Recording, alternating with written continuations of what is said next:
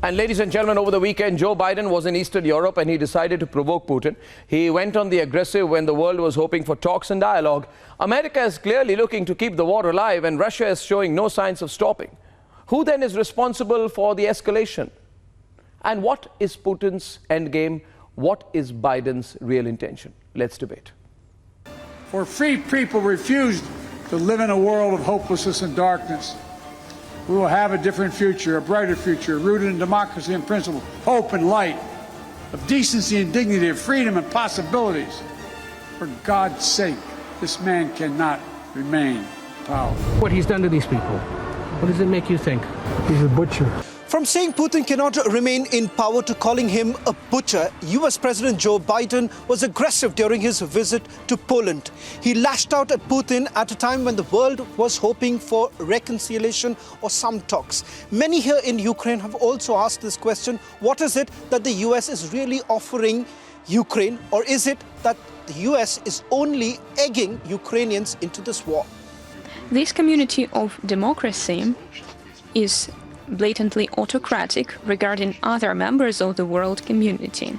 Perhaps the world dictatorship would be even more appropriate.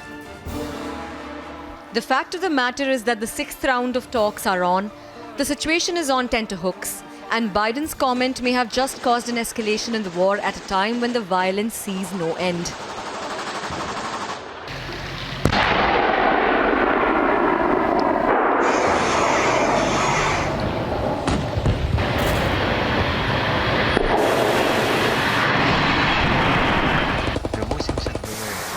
Entering a protracted phase of this entire war.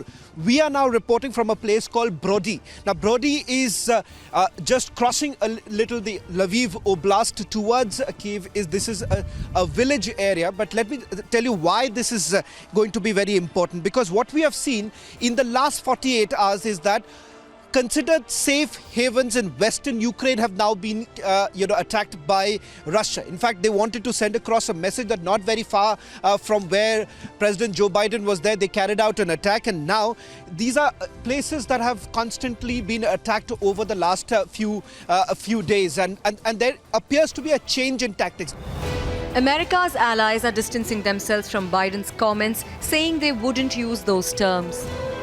Je pense qu'il faut d'abord être factuel et ensuite, en effet, tout faire pour ne pas que la situation dérape. Je n'utiliserai pas ce genre de propos parce que je continue de discuter avec le président Poutine. Parce que que voulons-nous faire collectivement? Nous voulons arrêter la guerre que la Russie a lancée en Ukraine sans faire la guerre et sans escalade. And even America has been forced into damage control mode. I think the President, the White House, made the point last night that, quite simply, President Putin cannot be empowered to wage war or engage in aggression against Ukraine or anyone else. As you know, and as you've heard us say repeatedly, we do not have a strategy of regime change in Russia or anywhere else for that matter. In this case, as in any case, it's up to the people of the country in question. It's up to the Russian people. Him placing such an aggressive stance with Russia and against Vladimir Putin is putting the Donbass and the republics in greater risk. Now, was it done intentional to do this? Only he knows. Okay, we're not far from Ukrainian positions and where the active fighting is going on. We're talking to the people here. We're seeing the bomb shells. We're seeing the people buried in the streets.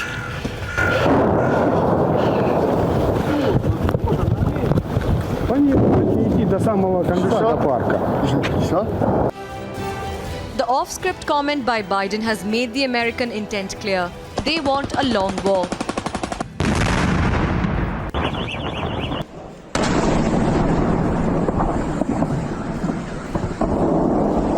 But we emerged anew in the great battle for freedom, a battle between democracy and autocracy, between liberty and repression, between a rules-based order and one governed by brute force.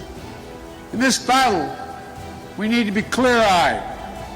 This battle will not be won in days or months either. We need to steel ourselves for the long fight ahead. A battle that suits Biden at a time when his approval ratings are falling and inflation fears in the US are hitting a high. The warmongering, the provocation, and the instigation must end.